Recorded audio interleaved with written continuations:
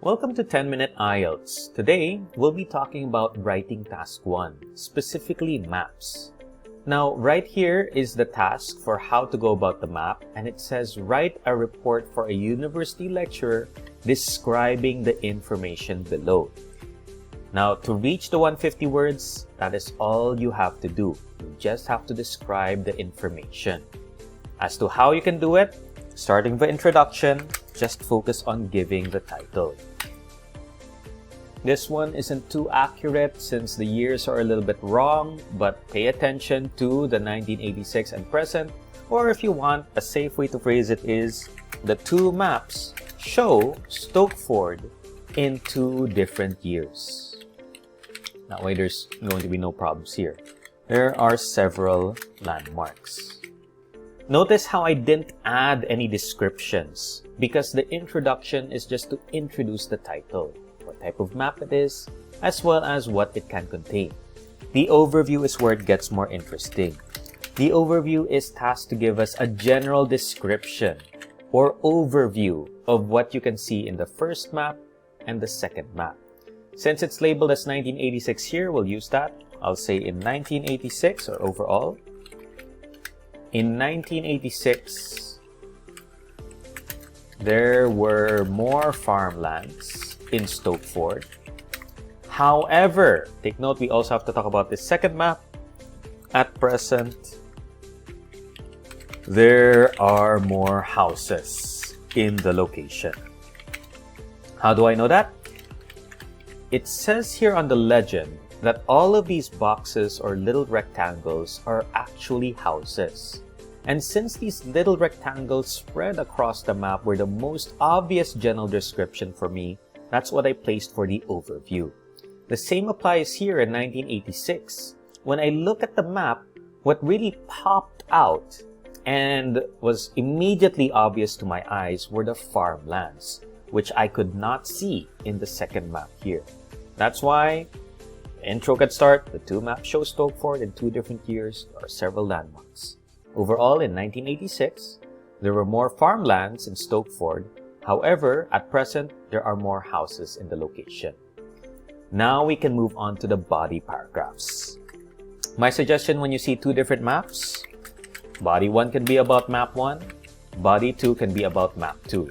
Or in this case, body 1 will talk about 1986, whereas map 2 will talk about present time. And remember, it's just about describing the maps that you see.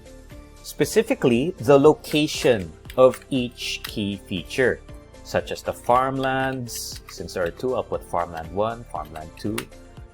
There's the bridge, there's the primary school, there's the gardens, and there's the large house, as well as the shops and post office.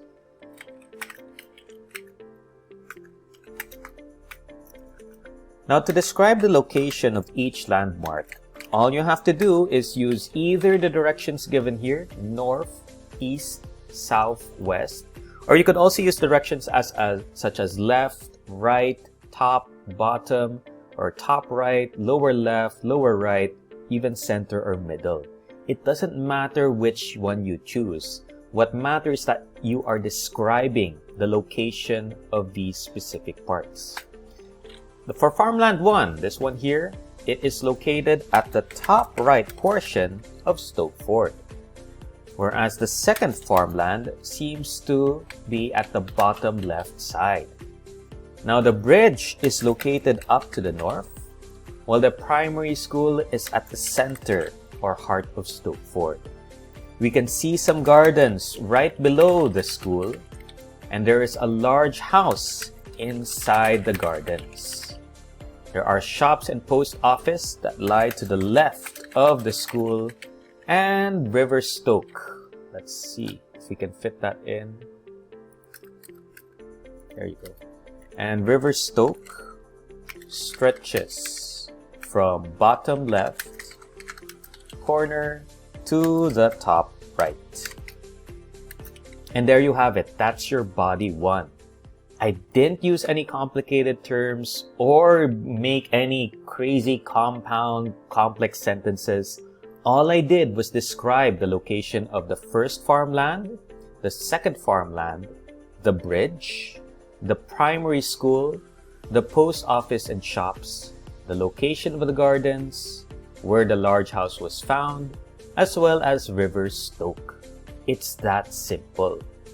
The main challenge I see with students is that they overcomplicate things, thinking that they have to create some sort of poem or elaborate narrative that can compete with Shakespeare or some other great author. In reality, all you have to do again is describe the information below. Describe literally what you can see. Now, for body 2, I'll show you something you can do differently. So that if you feel like it, instead of describing the locations, you can also talk about the changes at present. This is where you can make comparisons. And that's how you go beyond the average grade in the task. For example, notice that there are some similarities and there are some differences between present time and 1986. For the similarities, we can see that the bridge is still the same. You can also see that the primary school is located in the exact same spot, same location. And we can also see that River Stoke did not change at all. Now on to the differences. When you observe the differences between present and past, the clearest and most obvious one for me are the farmlands. I mentioned in the overview how the farmlands were the most obvious feature in the first map, but in the second map, they've now completely disappeared. What is apparent though are houses, and they're not just placed in one location. They are now scattered across the map, or if you like, along the roads. When you look at the shops, just like the farmlands, they've also disappeared. To make space for this, let's also talk about what happened to the large house, which was replaced by a retirement home, and the gardens are also removed, but River Stoke is exactly the same. Post office, we've talked about that it's the same. And I think that would wrap up the differences and the similarities. So that's the more advanced way to go about describing maps if you see a change in timelines. Now, remember to keep it simple. For the introduction, all you have to do is give the title. There's no need to paraphrase it. Just get it done and over with. For my introduction, all I said was the two maps show Stokeford in two different timelines. There are several landmarks. For the overview, give the most obvious or general descriptions that you can find for each map. Overall, in 1986, Stokeford had more farmlands. However, at present time, there were many more houses. And then for body 1, since I'm going to focus on nothing but 1986, specifically locations, all I have to do is mention how in 1986, the bridge was located to the north, while the farmlands were located on the top right and lower left sides of the map. The primary school, however, was at the center, and to its left were shops and a post office. Below the primary school were the gardens, and inside it was a large house. Finally, River Stoke stretched from the bottom left corner to the top right corner of the map.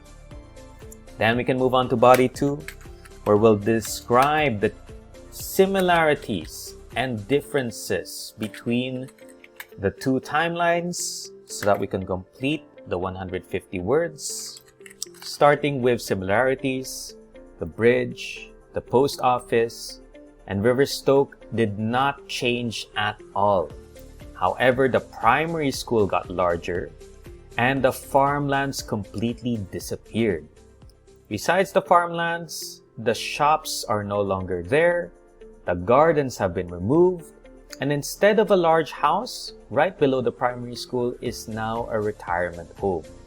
as well as several houses scattered along the sides of the road.